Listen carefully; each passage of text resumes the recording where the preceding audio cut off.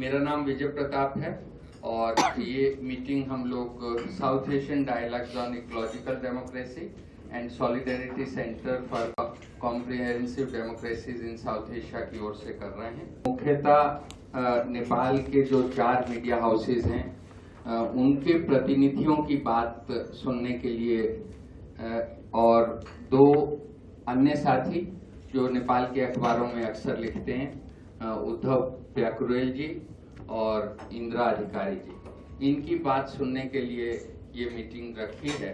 और इसमें आयोजन मंडली के अलावा बाकी मित्र पत्रकारिता से जुड़े हैं, कई नामी ग्रामी संपादक हैं। राम कुमार कामा, I work for Nepal and I'm Akanksha.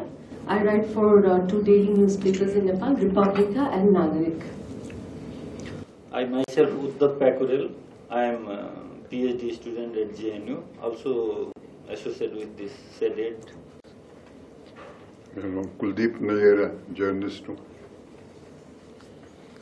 मेरा नाम इंदिरा अधिकारी, मैं नेपाल से हूँ। Hi everybody, my name is Mahesh Acharya. I work for the largest media in Nepal, Kantipur and the Kathmandu Post. मेरा नाम मधु किमिरे है। मैं यहाँ पे WHO में काम करता था, अभी रिटायर हुआ, यहीं पे रहता हूँ। मेरा नाम नीरजा चौधरी है, मैं जर्नलिस्ट हूँ। मैं अनिल ठाकुर सेडेट से जुड़ा हुआ हूँ, दिल्ली विश्वविद्यालय में पढ़ाता हूँ और लिखता भी रहता हूँ। मेरा नाम टीकाराम पोखरेल, मैं मीना से संबंधित हूँ। सूर्य Gangadhar, CNNIB। Good evening. My name is Balram Maskota and I am affiliated with CPN UML, Communist Party of Nepal, Unified Marxist-Leninist. And I was on the way for the Afghanistan. That's why I knew that. And BJJ is my friend. And one program is organizing here. Therefore, I am here to hear. Siva Mustafa, journalist. I'm Enad Mohanty. I'm the director of GIMC, which is a media institute. मैं श्रवण गर्ग हूँ, दैनिक भास्कर में काम करता हूँ। अवधेश कुमार, मैं स्वतंत्र पत्रकार हूँ। जितेंद्र नारायण सिंह नाम है, अवेक इंडिया फाउंडेशन से जुड़ा हुआ हूँ। नंदी, मैं पहले विजय प्रताप के साथ काम करती थी। इधर अमिताभ जी को लोकायन में काम करते।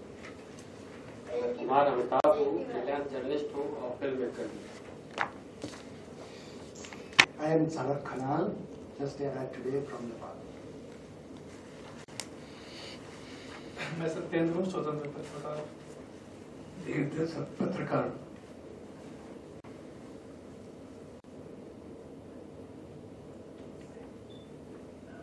I am Umakant, associated with Nepal Embassy. I'm Rajnikant Mudgar, formerly Hindustan Times, now working in SEDET. Editor of Vedashree series. दोस्तों, हिंदुस्तान और नेपाल के जो रिश्ते हैं उसकी कई तह दर तह हैं। इस मीटिंग के लिए जब मैं पत्रकार मित्रों को आमंत्रित कर रहा था तो मेरे 2 संपादक मित्रों ने कहा कि आप किसके साथ हैं, आप ये मीटिंग तो लगभग ऐसे ही कि जैसे भारत की राजनीति हो और हमको ये बताना पड़े कि मैं नेपाली कांग्रेस के साथ हूँ, कि UML के साथ हूँ, कि माओवादियों के साथ हूँ। पहली अपेक्षा मित्रों की ये होती है जानने की। बात यही नहीं रुकती, फिर उसके बाद पूछते हैं कि UML में है तो आप तो वामदेव गौतम के भी दोस्त हैं, खनाल जी से भी आपका 3 दशक का रिश्ता है, माधव नेपाल जी से भी है और ओली जी से भी है। तो इन चारों में से आप किस फैक्शन के अपने को ज्यादा करीब मानते हैं?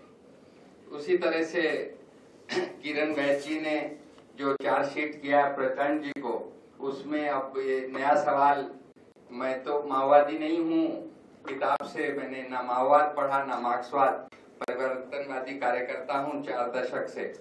तो अब उस चार्जशीट के बाद पूछा जाता है कि आपका उस पर क्या सोचना है। तो उसका भी मेरे पास कोई जवाब नहीं। नेपाली कांग्रेस में जो है उसमें भी देवबा जी का अलग फैक्शन है।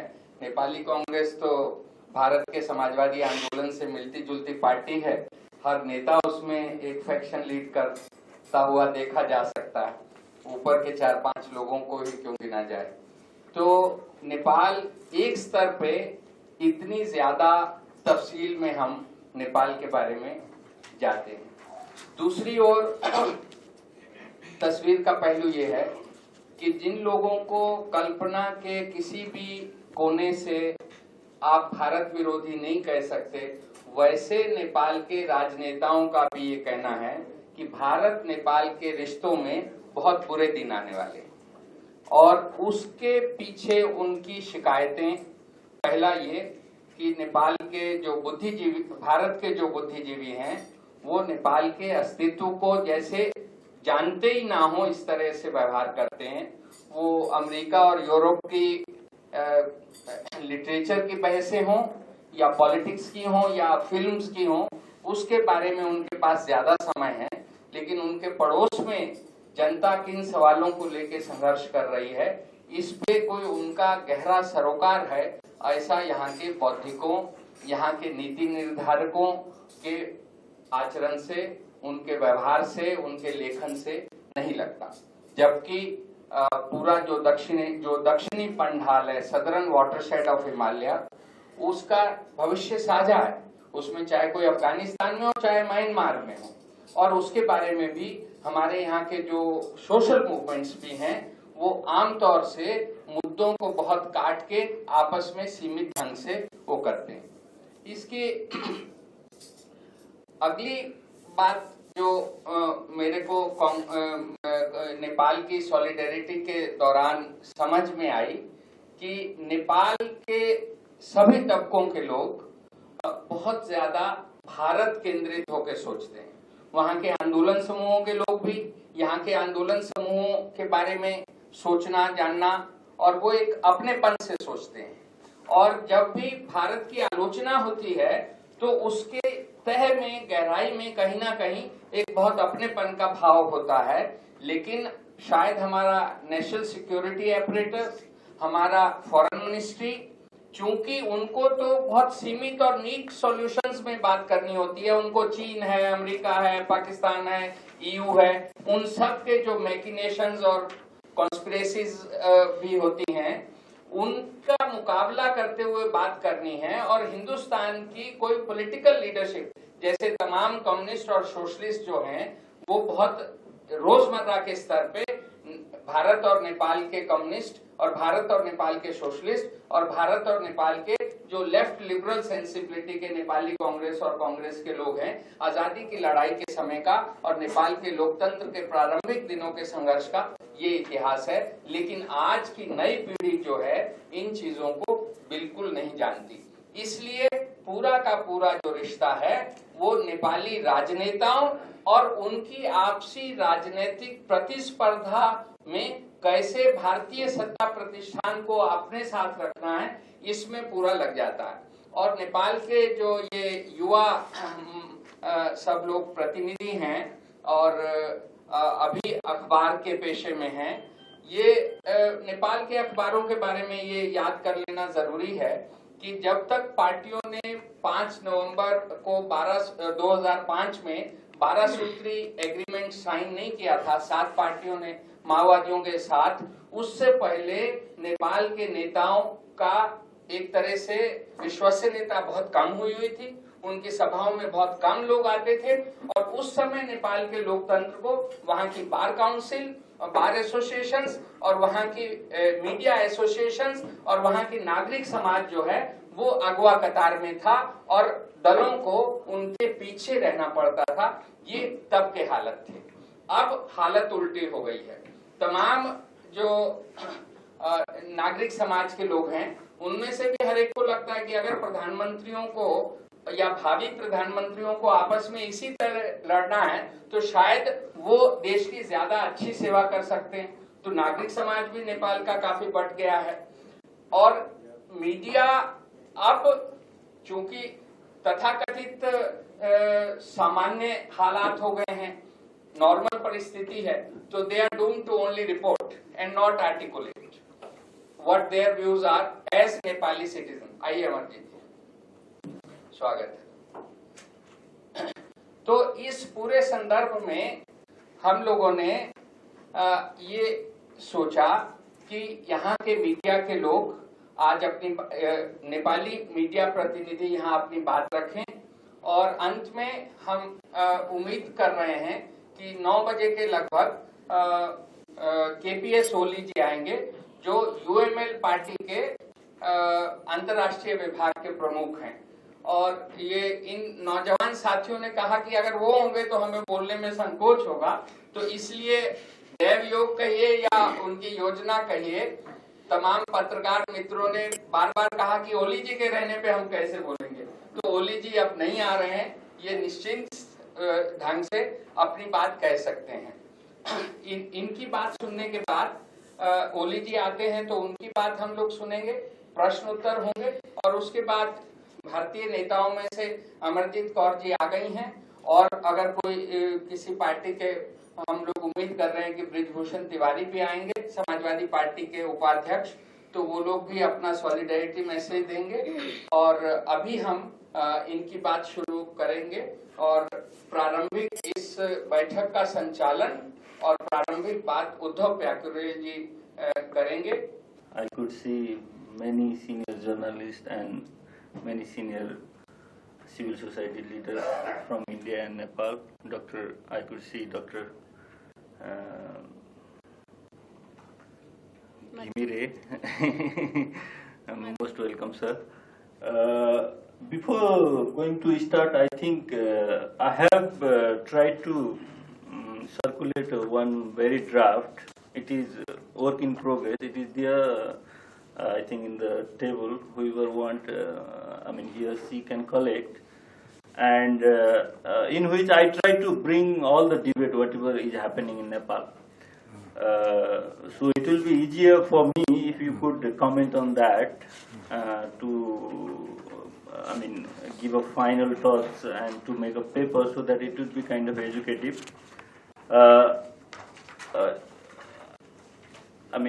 I don't think that you'll have time to go through it. That is why I wish my friends will cover whatever I have written over there.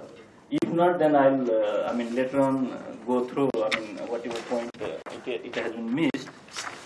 So let me conduct this session, and I wish Kamaji will start.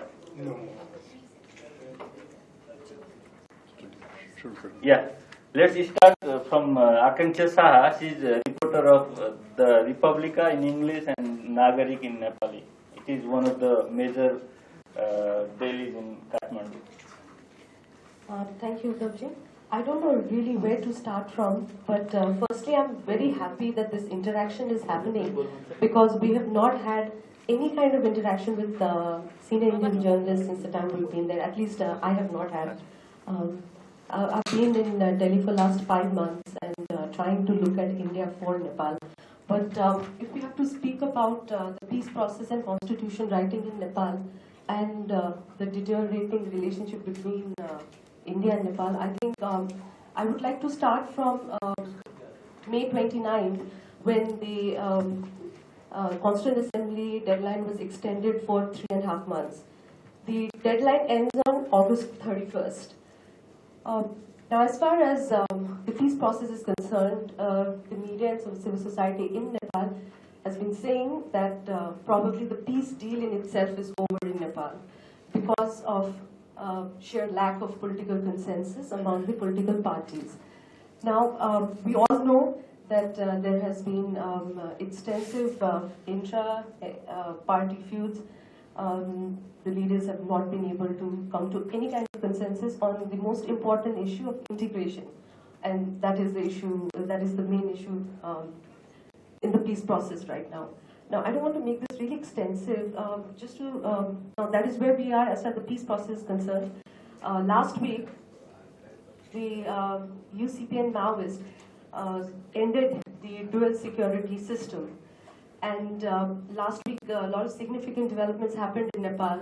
The Special Committee on Rehabilitation and Integration has been trying to work out a roadmap.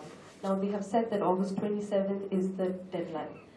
However, we all know that the political consensus is already broken down. The Maoists have said that they are not going to sign any, or they're not going to sign the minutes of the meeting. And that's what is happening as far as the peace process is concerned. Now, I don't know what we are expected to talk. I just have 2-3 things to point out that I would like to tell you. In my experience, since the time I've been in India, there are just 2-3 things I would like to bring it up. And I believe that this is completely an informal discussion. 2-3 things have been really noteworthy, and probably the other friends from the media from Nepal also feel. Firstly, a lack of space in Indian media given to Nepal. That is probably our one main concern. Secondly, a lot of journalists writing on South Asia, and especially on Nepal, do not travel and interact with civil society and media in Nepal.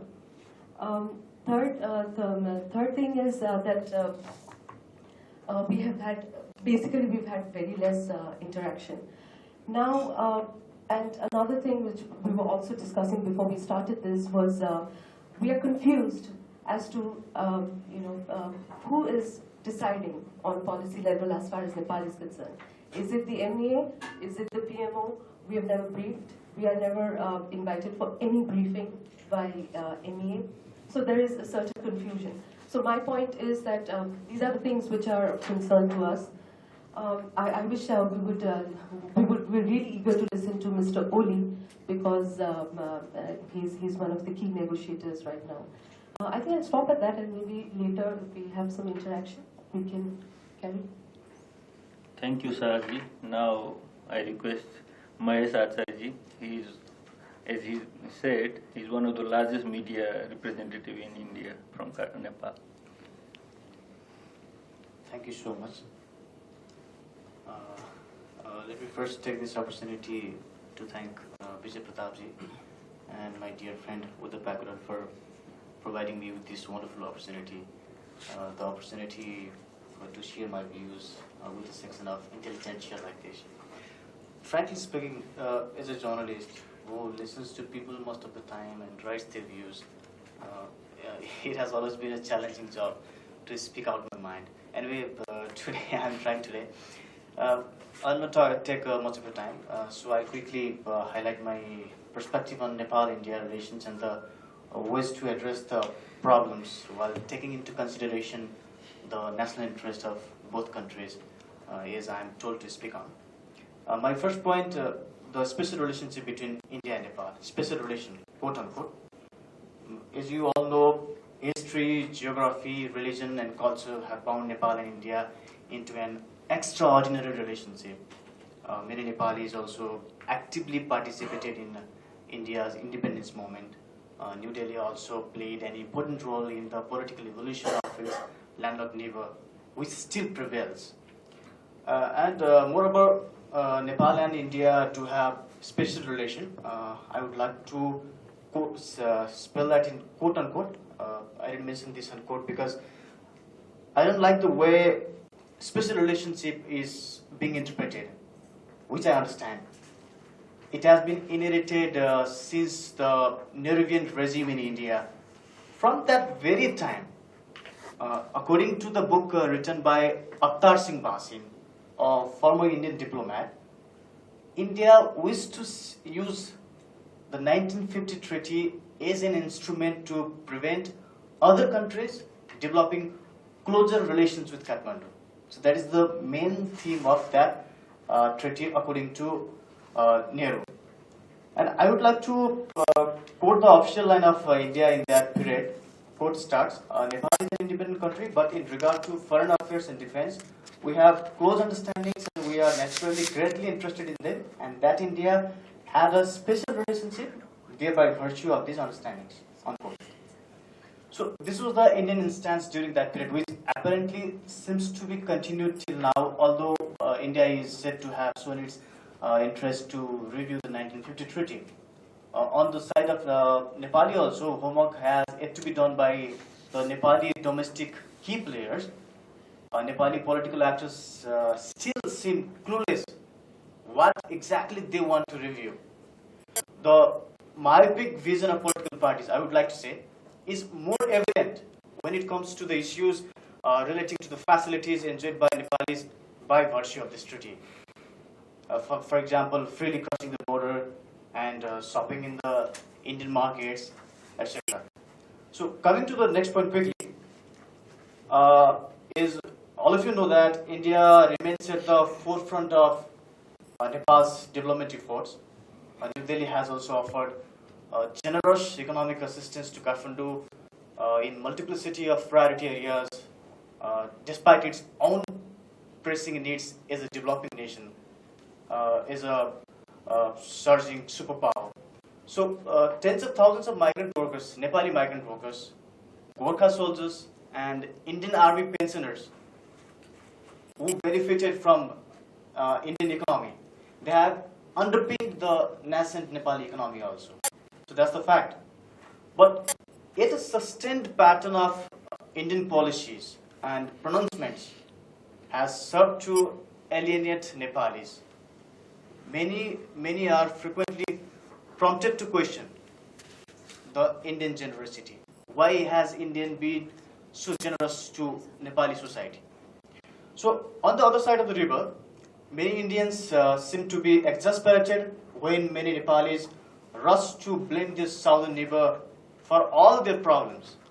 Political actors in Nepal should stop blaming India, and India also should stop playing favoritism in Nepali politics.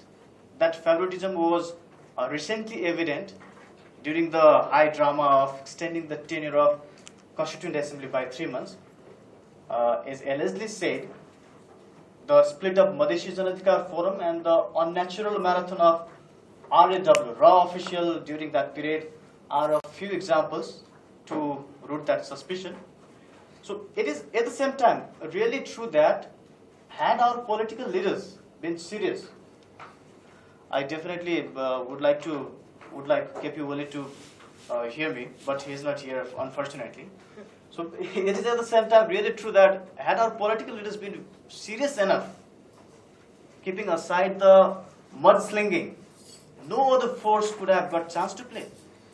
So blaming India, like some political forces in Nepal do, single-handedly, that will be totally wrong.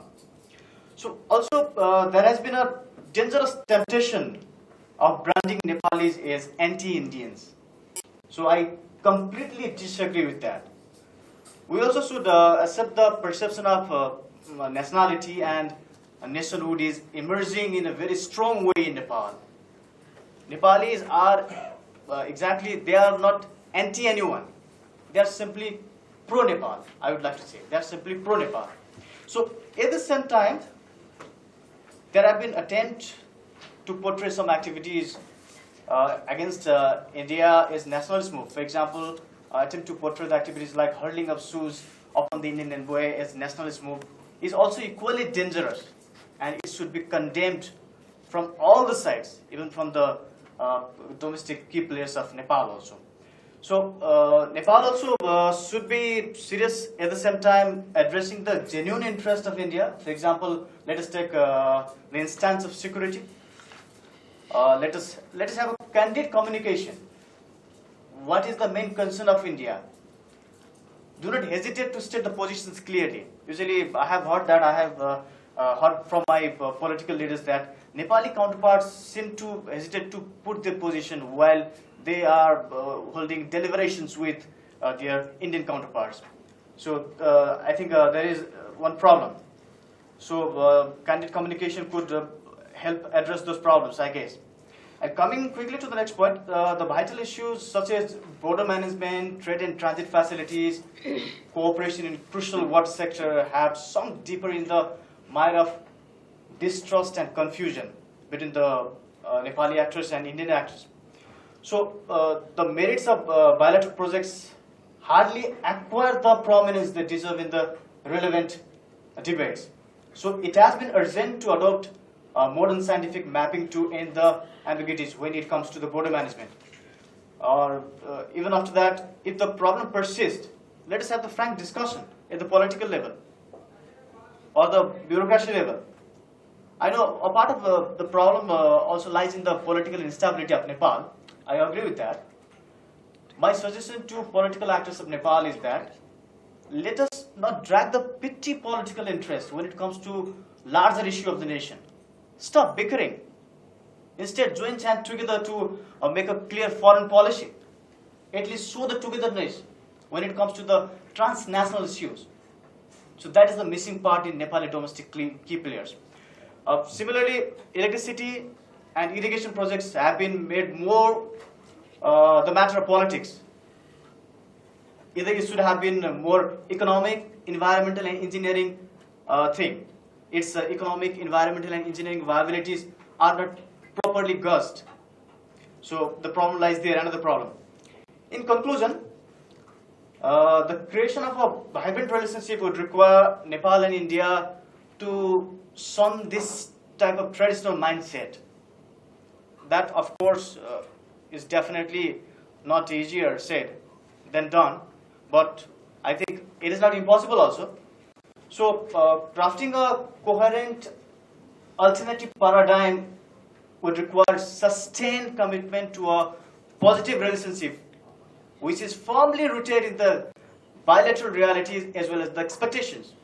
And the trust should be built only through the dealings which are just and fair, which are transparent. So citizens in each country, Nepal and India, who are aware of promises and perils inherent in a painstaking process could emerge as the strongest advocates of constructive cooperation. So I think in conclusion is the duty and the onus lies on the people of India and Nepal also to build trust and to move ahead building a good relationship between India and Nepal. Thank you so much. Thank you, Maheshji. Now I request Indra Adhikari. She is an expert on the civil-military relation. That is why she may comment on whatever this part of peace process, this Maoist combatant process has been being done over there. Thank you ji. English और हिंदी दोनों मेरे लिए foreign language है, इसी के लिए मुझे लगता है यहाँ पर हम सारा भारतीय को देख रही हूँ मैं इंडियन से ज़्यादा, तब मैं हिंदी में बोलने के लिए ट्राई करूँगी, यद्यपि मेरा हिंदी भी अच्छा नहीं है। उद्धव जी मुझे जवाब दे रहे हैं कि मैं ये पीस प्रोसेस के ऊपर डील करूँ, तो अभी मैं कॉन्स्टिट्यूशन असेंबली के बाद जितने भी डेवलपमेंट नेपाल में हुआ इसको फेरिस्ट जा नहीं पाऊंगी, क्योंकि अब सबको बहुत बड़ा प्रतीक्षा, अब सारा बहुत बड़ा प्रतीक्षा कर रहे हैं कि ओली जी जल्दी आ जाए। ये पीस प्रोसेस और कॉन्स्टिट्यूशन ड्राफ्टिंग दो मेजर इशू है और मेजर चैलेंजेस भी है कॉन्स्टिट्यूशन असेंबली के लिए। और कॉन्स्टिट्यूशन ड्राफ्टिंग प्रोसेस और पीस प्रोसेस कब होना है, ये सबसे बड़ा डिबेट के रूप में अभी नेपाल में नजर आ रहा है। अभी नहीं, पहले से नेपाल में नजर आ रहा है। पीस प्रोसेस हम इंटीग्रेशन को प्रोसेस को बोलते हैं और कॉन्स्टिट्यूशन ड्राफ्टिंग आपको पता है कॉन्स्टिट्यूशन ड्राफ्ट करना है। तो कॉन्स्टिट्यूशन बोलती है, कॉन्स्टिट्यूशन सुझाती है कि माओइस्ट का फॉर्मर कॉम्बैटेंट को कॉन्स्टिट्यूशन असेंबली फॉर्मेशन के 6 मंथ के बाद उसको इंटीग्रेशन और मैनेजमेंट क्या करना है कर जाए। तो उसके बाद सारा नॉन माओइस्ट पार्टी ये फियर विफन का फियर से फ्री होके और माओइस्ट के साथ संबंध डेवलप करे और उन लोग के साथ साथ मिलकर एक कॉन्स्टिट्यूशन ड्राफ्टिंग करे। इसका स्प्रिट ये था। जब कॉन्स्टिट्यूएंट असेंबली का फॉर्मेशन हुआ, प्रॉब्लम यहाँ से क्रिएट हुआ, जब कॉन्स्टिट्यूएंट असेंबली का फॉर्मेशन हुआ तो कॉन्स्टिट्यूएंट असेंबली में किसी ने भी 2/3 मेजोरिटी नहीं पाया। तो जब इसका मतलब ये हुआ कि कॉन्स्टिट्यूएंट असेंबली में एक कोलिशन असेंबली से एक कोलिशन गवर्नमेंट फॉर्मेशन होगा।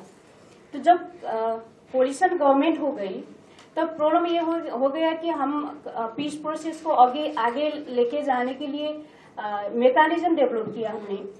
वो मैकेनिज्म था कि ये आर्मी इंटीग्रेशन स्पेशल कमेटी, और ये army integration special committee political representative से, बड़ा पार्टी का पॉलिटिकल रिप्रेजेंटेटिव से, वहाँ पे 4 पार्टी का रिप्रेजेंटेशन करता है, और उसको टेक्निकली मिलिट्री इश्यूज में नॉलेज नहीं होगा ये समझ में लेके एक टेक्निकल कमेटी को भी फॉर्मेशन हो गया उसके हेल्प के लिए।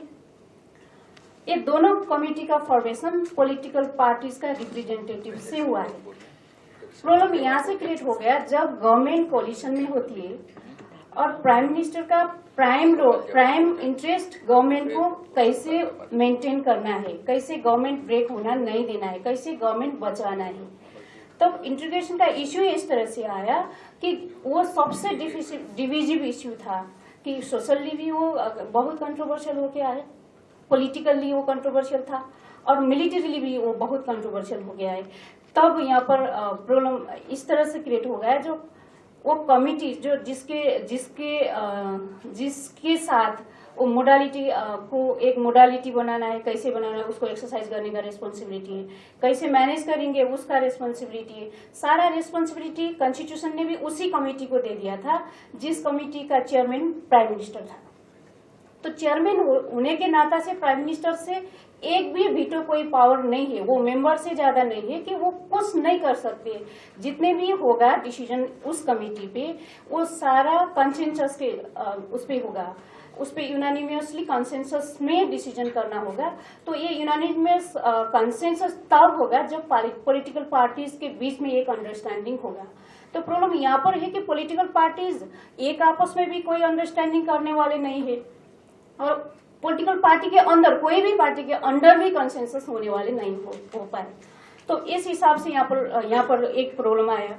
पर दूसरा ये हो गया कि माओवाइस्ट पार्टी कितने जेन्युइनली आ गए, उस पर भी हमारा ये पीस प्रोसेस डिपेंड हो गया। माओवाइस्ट पार्टी का जब आप डॉक्यूमेंट देखेंगे, वो पीस प्रोसेस के आने के बाद 2 एक्सटेंशन मीटिंग किया, और वो दोनों डॉक्यूमेंट में वो लोग वो लोग का ये कहना है कि वो लोग जब तक उनका चाहा जिस तरह से पीपुल्स डेमोक्रेटिक कॉन्स्टिट्यूशन बनाना, तो वो पीपुल्स डेमोक्रेटिक कॉन्स्टिट्यूशन जब तक बना नहीं पाते तब तक वो लोग उन लोगों का जो पहले का कॉम्बेटेंट है उनको इंटीग्रेट नहीं करेंगे। तो ये एक हिसाब से हो गया। जो तीसरा और हो गया, जो हमने पीस प्रोसेस के नाम उसको सफल पारने के लिए इंटरनेशनल एक ऑब्जर्वर को बुलाया था अनविन ने भी न्यूट्रल रोल प्ले कर नहीं पाया, क्योंकि जनरली हम जहाँ भी जो कॉन्फ्लिक्ट में एक ऑब्जर्वर आता है, और उन लोगों का एक ही इंटेंशन होता है कि जब रिबेल ग्रुप है, वो रिबेल ग्रुप जब भी वो वार में टर्न हो सकता है, तो स्टेट को ये मजबूरी होता है कि इंटरनेशनल और नेशनल प्रेशर को ध्यान में देते हुए स्टेट इस तरह से वार में टर्न हो नहीं पाता है। तो ये अच्छा तरह से अनविन जानता था। तो अनविन का ये इस पे इसी तरह का रोल हो गया कि वो माओइस्ट को इस तरह से पैम्पर किया कि माओइस्ट गवर्नमेंट और अदर पार्टीज का कोई भी सजेशन, कोई भी पहले किया हुआ एग्रीमेंट को वो ऑनेस्टली फॉलो कर नहीं पाया। तो इस हिसाब से अनविन का भी वहाँ पर बहुत अनविन के तरफ से भी ये पीस प्रोसेस को डिलीट कर दिया। तो अभी ये हो पाया कि जब कॉन्स्टिट्यूएंट असेंबली का 2 साल का ये 1 साल का एक्सटेंशन खत्म हो गया, तब माओइस्ट के ऊपर भी एक बड़ा प्रॉब्लम आ गया कि कैसे इसको एक्सटेंशन करना है। तो इसी एक्सटेंशन के बजाय से अभी माओइस्ट एक एग्रीमेंट में पहुंचा था, 5 पॉइंट एग्रीमेंट में। उसी एग्रीमेंट के मुताबिक 3 मंथ के अंदर ही अंदर उन लोगों का जो कैंटोनमेंट में है उनका फॉर्मर लड़ाकू, तो उन लोगों को रीग्रुपिंग कर लेंगे। वो रीग्रुपिंग इसी हिसाब से अभी जो आर्मी इंटीग्रेशन टेक्निकल कमेटी है, उसने होमवर्क किया है। उसका टेंटेटिव प्लान है कि 53 डेज के अंदर ही अंदर उसने ये रिग्रुपिंग करेगा। उसने ये रिग्रुपिंग 2 ग्रुप में होगा, एक जो इंटीग्रेशन होना चाहता है सिक्योरिटी फोर्सेस में, वो एक ग्रुप होगा। दूसरा ग्रुप होगा जो सोसाइटी में रिहेबिलिटेट होना चाहता है। अभी उसने क्लियरली अपना एक प्लान बनाया है, उसके हिसाब से वर्क आउट किया है। तो प्रॉब्लम फिर भी इस पे है कि वो टेक्निकली असिस्ट करने के लिए है, सारा इसको कैसे करना है इसके पॉलिटिकली डिसाइड होना जरूरी है। अभी माओइस्ट का ये मानना है कि माओइस्ट में इतने बड़ा डिवीजन आया है एसी को लेके कि वो लोग माओइस्ट के एक स्ट्रॉन्ग ग्रुप है जिसने शुरू से ही इनिशियल डेज से ही उसने कि ये पीस प्रोसेस को ऑन नहीं किया। उसका लीडर बोल रहा है कि उन लोगों को इंडिया में अरेस्ट करवा के पीस प्रोसेस में एग्रीमेंट किया था प्रचंड और बाट्रा मिल के। तो इस तरह का उनका कहना है। तो वो नहीं चाहते कि वो अभी माओइस्ट का इंटीग्रेशन हो जाए। तो